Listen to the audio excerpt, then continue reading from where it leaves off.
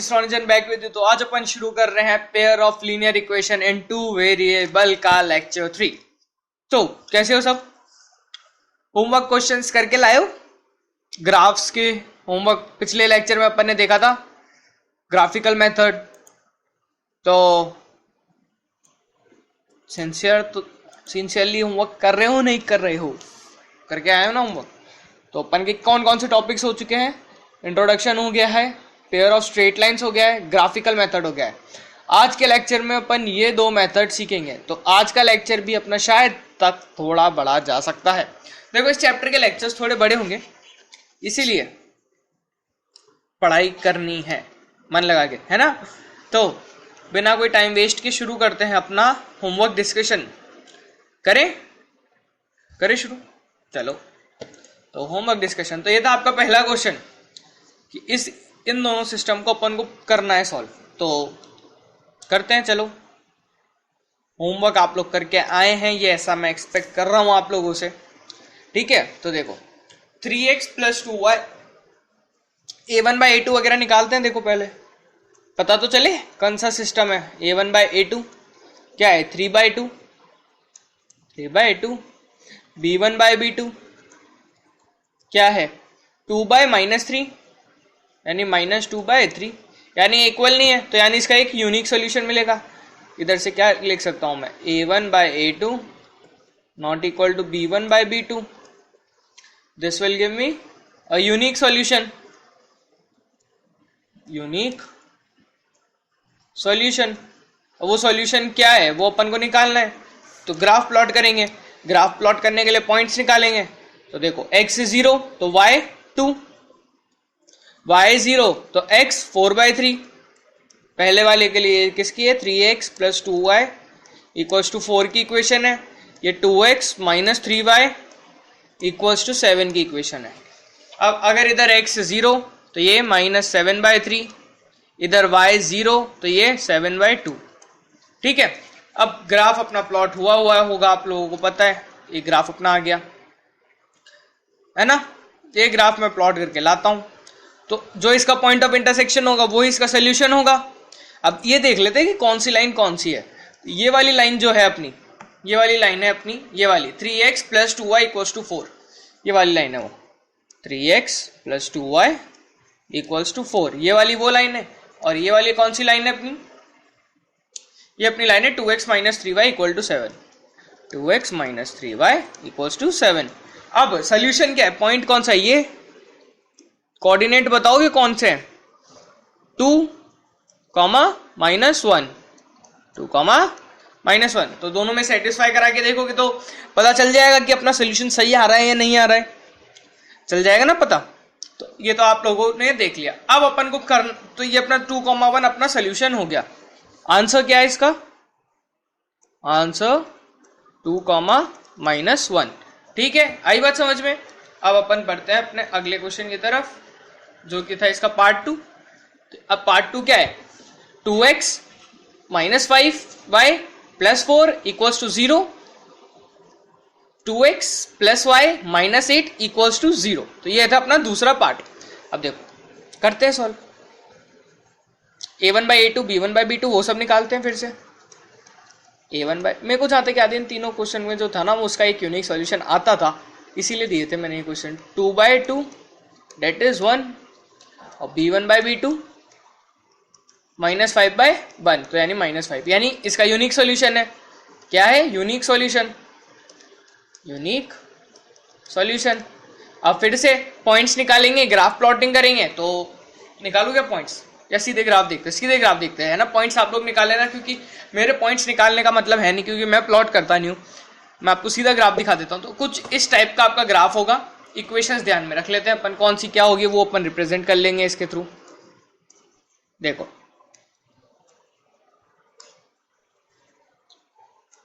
है ना? तो ये वाली इक्वेशन क्या है अपनी? कौन से पॉइंट से पास हो रही है? -2, 0 से पास हो रही है। तो -2, 0 इसमें आ रहा है, यानी ये वाली इक्वेशन है अपनी 2x - 5y + 4 = 0। ये वाली इक्वेशन कौन सी अपनी? दूसरी वाली होगी 2x + y - 8 0, 2x + y - 8 = 0। अब पॉइंट ऑफ इंटरसेक्शन देखना है, कौन सा पॉइंट ऑफ इंटरसेक्शन है, ये वाला।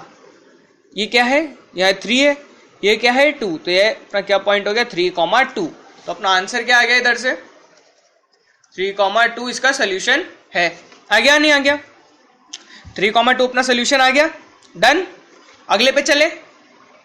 देखो स्पीड से कर रहे हैं, थोड़ा मैं पेस अप रखा है क्योंकि आज का लेक्चर लेंदी हो सकता है और सारे कंसेप्ट्स भी कवर करने हैं। उसके बाद अभी 2-3 क्वेश्चन और है ना, तो ये बात ध्यान रखो, इसीलिए थोड़ा पेस में है। और शायद से मेरे को खुद को पर्सनली ऐसा लगता है कि मैं थोड़ा तेज पढ़ाता हूँ, लेकिन समझाता पूरा हूँ, समझाता हर चीज़ हूँ।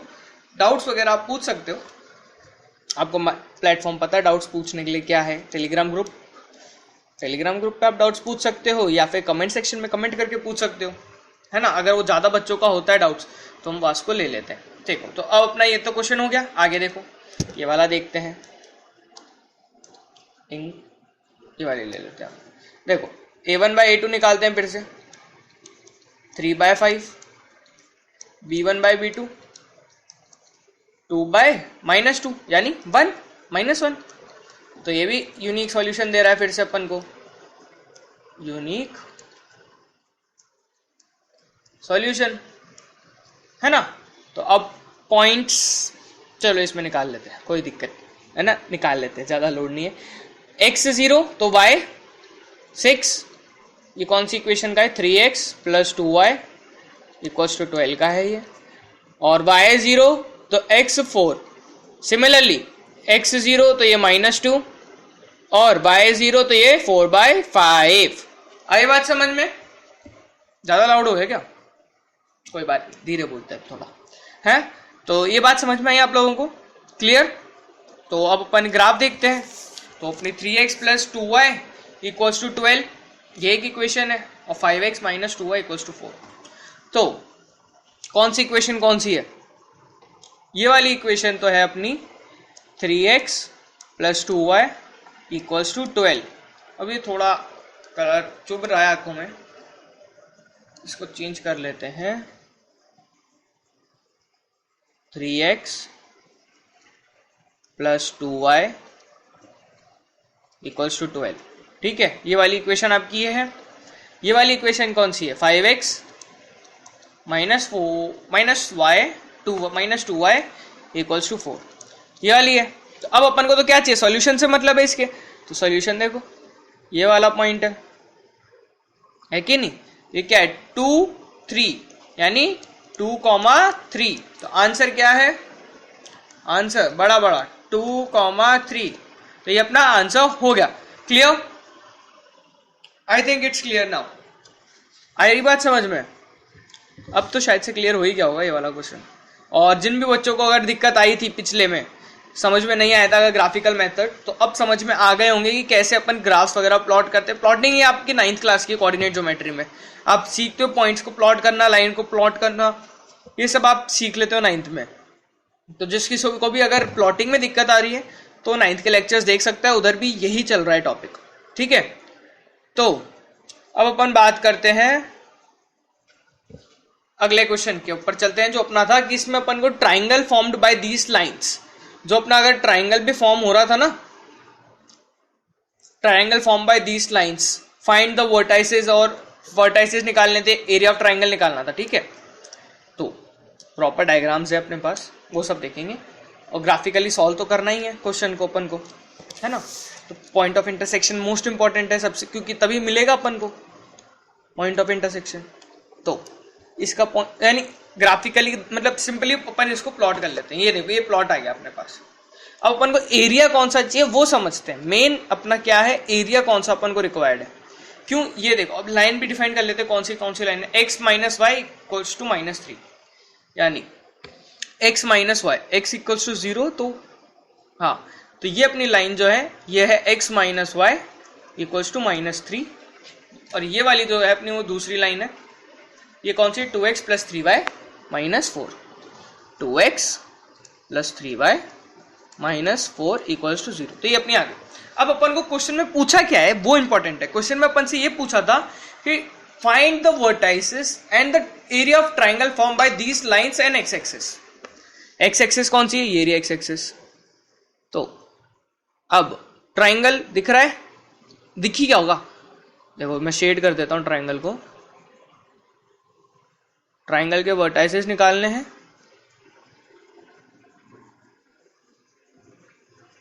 दिख गया। ये अपना ट्राइंगल है, रिक्वायर्ड ट्राइंगल। तो ट्राइंगल के अपन को वर्टाइसेस बताने हैं सबसे पहले। तो ये वर्टेक्स क्या है, कौन सा क्या है, ये पॉइंट है अपना -1, -2, -1, -2। ये अपना पॉइंट है -3, 0।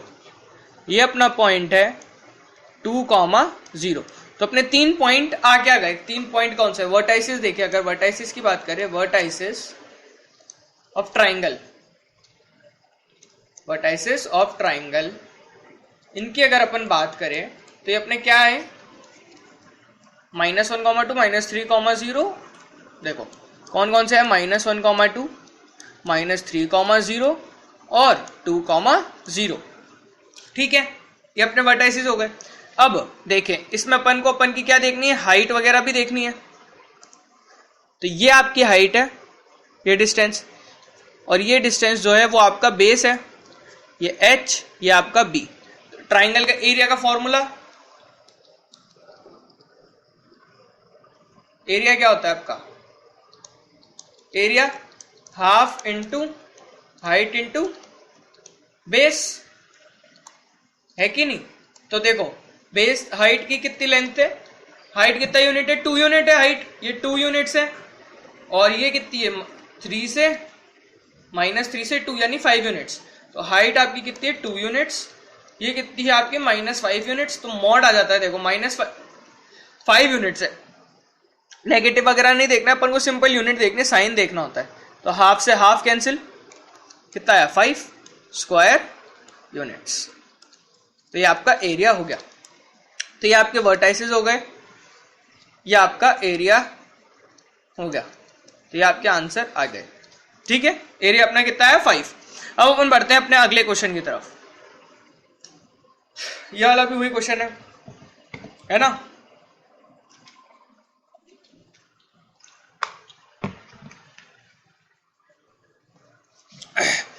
इस क्वेश्चन के बाद अपन चलेंगे अपने सब्स्टिट्यूशन मेथड और एलिमिनेशन मेथड, अलजेब्रिक मेथड्स के ऊपर। देखो तो अब इस मेथड में अपन सबसे पहले इक्वेशंस डिफाइन करेंगे।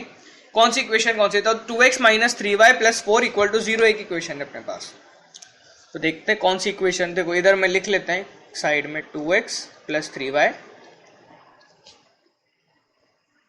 -3y सॉरी + 4 = 0, यानी x 0 तो y अपना आ रहा है 4/3। तो y 4/3 है, तो यानी ये वाली इक्वेशन, ये वाली इक्वेशन जो है वो अपनी कौन सी है, 2x - 3y + 4 = 0।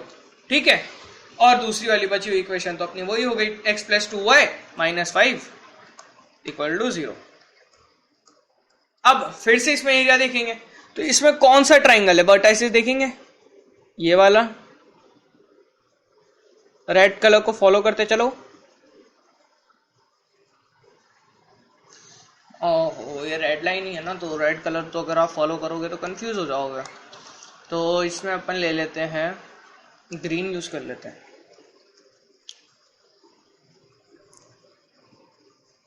ये ग्रीन कलर को फॉलो करते रहो, एक्स एक्सिस के साथ ही निकालना है इसका भी एरिया, है ना। तो ये देखो इधर, अब ये वाला पोर्शन और ये वाला, तो ये ट्राइंगल हो गया अपना। समझ में आ गया होगा अब तो कि किस ट्राइंगल की बात कर रहे हैं, तो समझ में आ ही गया। तो इसका पॉइंट्स निकाल लेते हैं। ये पॉइंट्स कौन सा है, ये पॉइंट कौन से, वर्टाइसेस भी तो बताने अपन को। तो देखते हैं वर्टाइसेस। ये वाला वर्टेक्स क्या है, 1, 2, ये 5, 0, ये -2, 0। तो अपने वर्टाइसेस अपन को फिर से मिल गए। वर्टाइसेस कौन कौन से, -1, -2, 0, 5, 0 और 1, 2। तो ऐसे ही एरिया निकालेंगे अब अपन। एरिया की बात करें अगर अपन, हाफ इंटू हाइट कितनी है 2, बेस कितना है -2 से 5 यानी 7, तो फिर से 2 से 2 कैंसिल, 7 स्क्वायर यूनिट अपना एरिया हो गया। तो ये अपना क्वेश्चन हो गया इजीली। ठीक है, आई बात समझ में? सिंपल थे, हो गए सारा, ये होमवर्क डिस्कशन हो गया है। ठीक है, सारे सॉल्यूशंस मिल गए। एनसीईआरटी की एक्सरसाइज आप लोगों को मैंने बोली थी, तो आप लोग कमेंट सेक्शन में कमेंट्स डालते हो, क्योंकि देखो ये वीडियोस में पहले ही शूट कर लेता हूं, तो मैं इसमें आपको डिस्कस नहीं कर सकता। उनका अगर प्रॉब्लम सॉल्विंग है उनके, तो मेरे को अलग सा लेना पड़ेगा उसको। बीच में कभी अगर कोई अलग चैप्टर चल रहा होगा, फिर आपका कमेंट्स करते हो तब पता चलेगा। जैसे कि ये मैं अभी कब शूट कर रहा हूँ, ये मेरा आज क्या डेट है, आज अपनी लॉकडाउन शायद से, हाँ आज 2 मई है, तो 2 मई को शूट हो चुका है ये। तो अभी पता नहीं अब कब जाके डलेगा ये, अभी मैं बहुत आगे चल रहा हूँ, तो इसीलिए थोड़ा प्रॉब्लम हो सकती है, लेक्चर्स में आपको फंबल हो सकता है, क्योंकि मैं पहले से शूट कर रखा है मैंने पहले से, इसीलिए। तो कोई बात नहीं, प्रॉब्लम सॉल्विंग आप टेलीग्राम ग्रुप पे तो लाइव कर ही सकते हैं ना अपन, वो तो कर ही सकते हैं, है कि नहीं? तो अपन अब बिना टाइम वेस्ट किए आज का टॉपिक शुरू करते हैं। बात समझ में आ रही है? तो algebraic methods to solve equation, ये थे अपन ने इससे पहले जो भी पढ़े थे वो ग्राफिकल मेथड्स थे।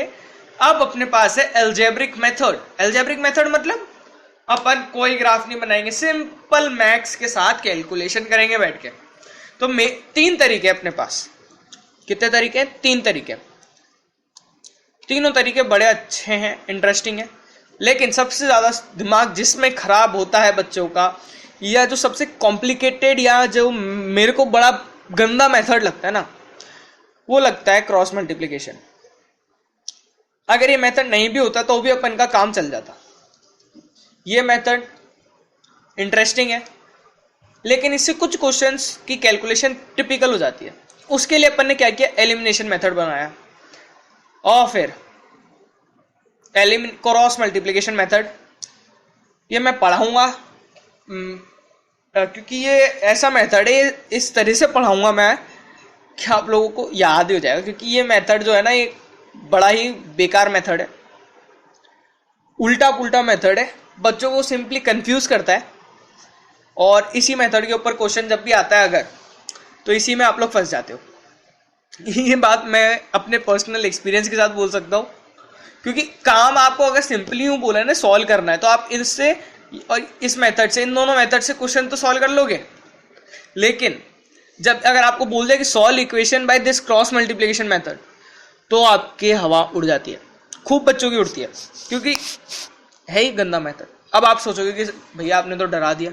मैं डरा नहीं रहा हूँ, देखो मैं हूँ, इस तरह से समझेंगे कि हमेशा याद हो जाएगा। और वैसे भी बोर्ड स्पेसिफाई नहीं करता है कभी कभी कि ये मेथड से ही करो, क्वेश्चन को इसी मेथड से करो। अगर आपकी किस्मत खराब है तो स्पेसिफाई कर देगा, किस्मत का भी खेल है थोड़ा। ठीक है, तो ज़्यादा टाइम वेस्ट नहीं करते, समझते हैं। अगर समझ में नहीं आएगा तो अपन है ना, क्या एक ही चीज़ है सॉल्व किसी भी चीज़ को सही करने के लिए, जितने क्वेश्चन उस मेथड से कर सकते हो करो, अपने आप आ जाएगा।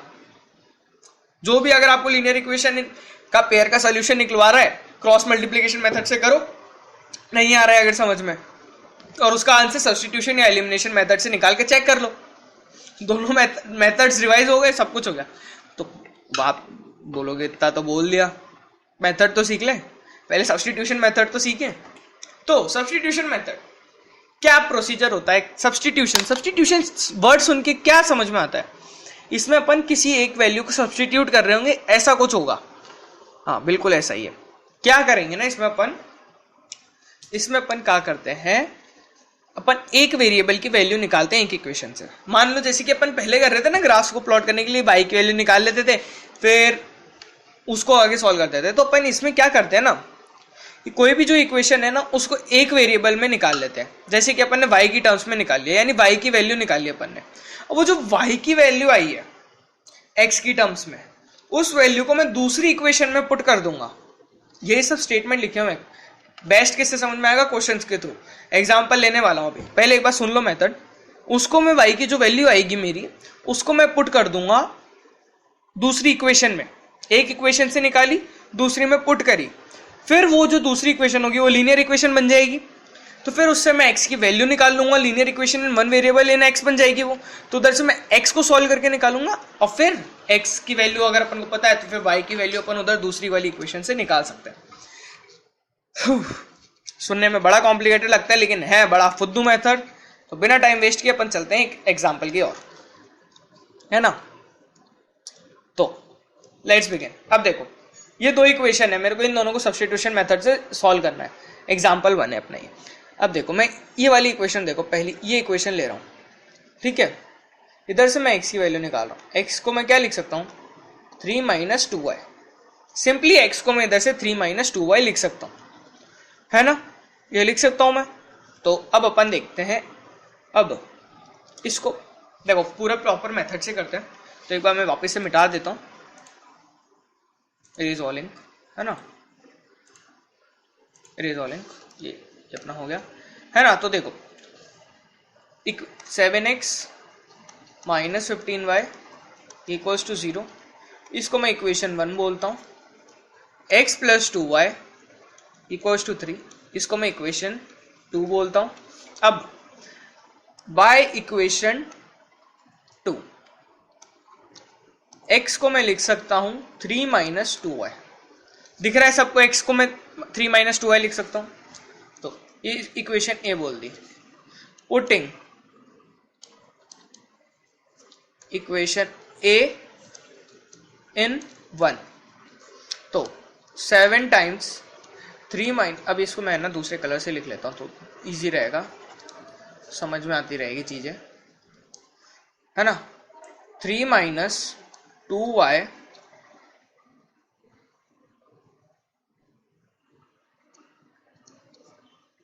-2y -15y = 0, ये लिख लिया। अब ये क्या आया, 21, ये कितना हुआ -14, और ये -14y और -15y, तो टोटल कितना हो गया -29y।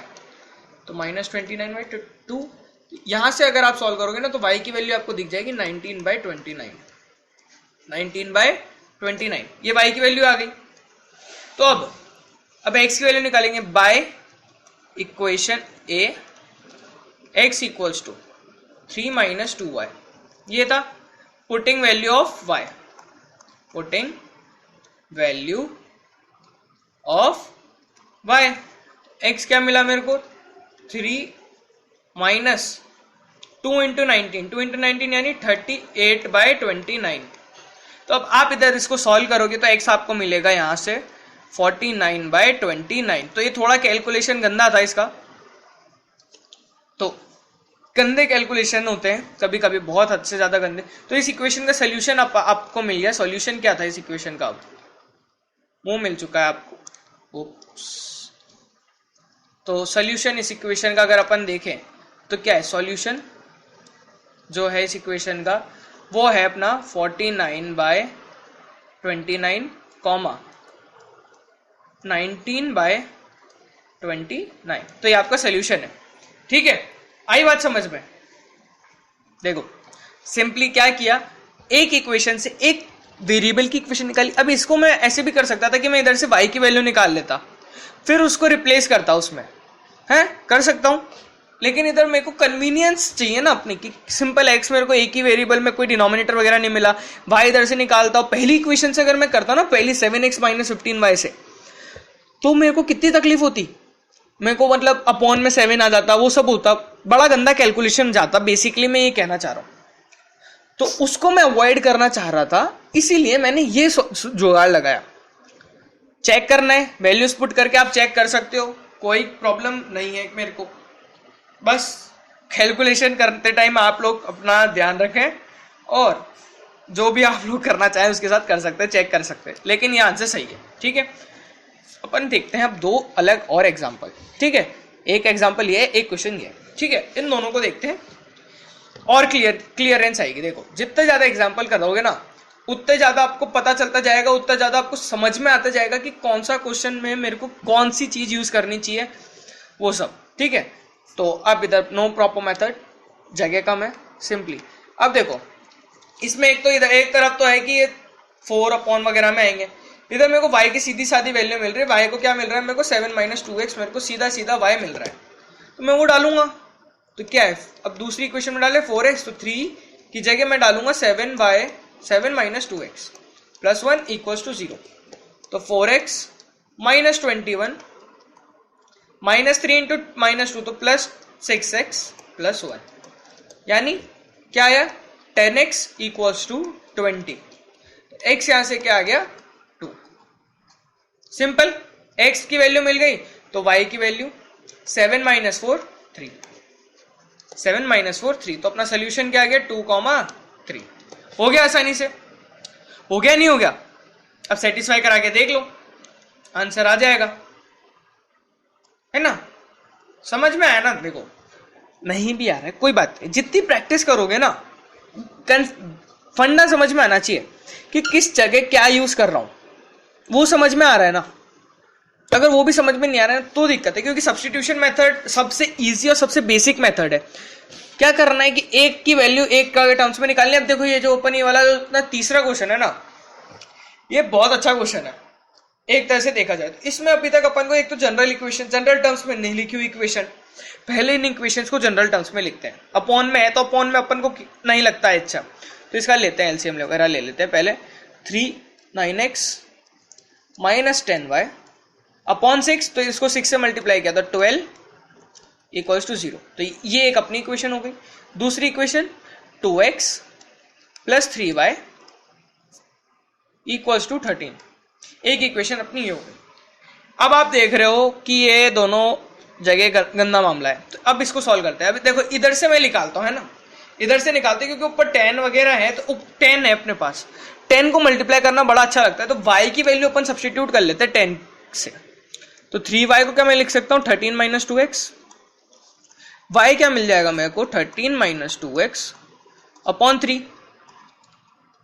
ठीक है, ये y मिल गया मेरे को। अब इधर मैं y की वैल्यू पुट करूंगा इसमें, तो ज़्यादा येलो येलो कंफ्यूज करना दे आप लोगों को, इसीलिए कन्वीनियंस के लिए कलर चेंज कर लेते हैं।